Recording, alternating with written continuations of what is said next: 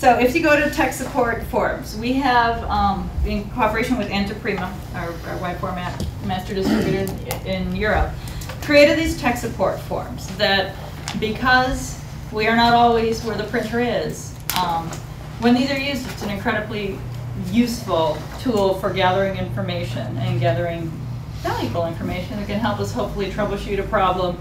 And if it becomes an ink problem, then we can better understand it and hopefully address it so that it doesn't occur in the future.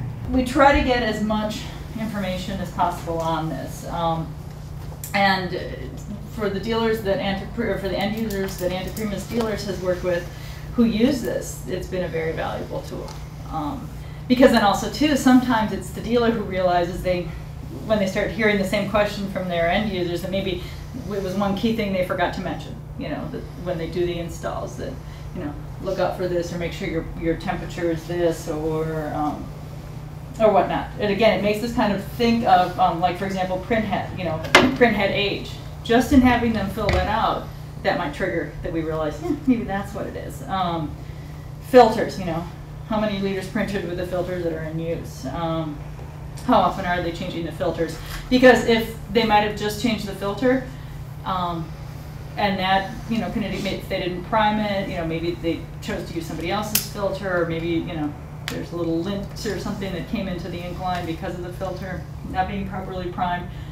Is the filter even incorrectly? Because there is a direction to it.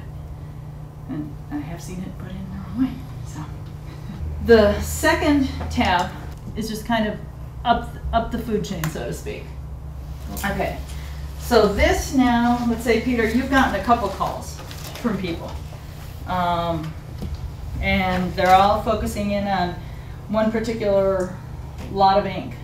You know, what do you have in stock? What problems have you had? How have you tried to help the dealer? You know, so that we're not asking you to troubleshoot the same things. It's like, no, we've already tried that. No, we already did that. You know, Lou's like, no, I've done that already. Of course, you know, I've done this, and that. Just kind of helps us to know what sort of ways you've tried to, you know, troubleshoot the problem. Then the next form, TS3, the distributor, who would be Bulldog, would then kind of summarize everything here. Or at least if you're not doing it on the forums, at least get me that information somehow. And even if you were able to resolve the issue, maybe that's something that, it wasn't an ink issue, it wasn't a printer issue, but it's maybe something that we put out in a technical bulletin or an advisory to our customers, a kind of nice to have, or we add it to tips and tricks. You know, it's any way that we can provide better information so that you guys can, you know, hopefully not have issues with ink out in the field. And then the very last one is the one I hate to use, but we'll use it if we have to. And I think Bulldog, you've seen that we've used this, is a return material authorization.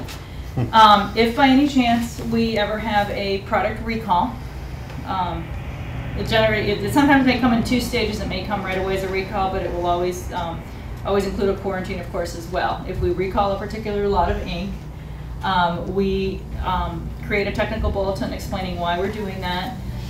For wide format, we also have been creating one that, like Bulldog, you can give to your dealers, or your large format could actually give to your end user customer. That doesn't get as in depth in the problem, but just kind of says, hey, you know, we've had an issue, and if it's a particular issue that we can pinpoint, or if we can just say, we've had, you know, a recall when we say, we don't know what it is, but we've gotten, you know, complaints from different areas, like with different conditions. Like if all the complaints are coming from, you know, Russia and, you know, Canada and maybe Sweden, and it's January, then I'm maybe not going to recall all the ink, because in climates where it's not quite as freezing, we might not be having an issue. So we might look at, you know, doing a regionalized recall or something like that. But you know, generally a recall, we don't do those often. But if we have to, we try to act very quickly on it, and we try to take care of it very quickly. Hopefully, we like to have stock ready to ship out as replacement stock for you. But when we do a recall, we just ask that the dealer collects up all the ink that you have, you know, and then lets Bulldog know. We kind of like to have everything all in one tidy bundle. So we want like one RMA sent in for Bulldog for all the ink that you have from all your dealers that you know. Sometimes we'll say if we want it back, and if we do, we'll ask, we'll give you FedEx information to ship it back for us or whatever. Oftentimes we may just say dump it if it's a bad lot or something. If it's something that we just don't understand and then we want to analyze further, we'll ask for it back.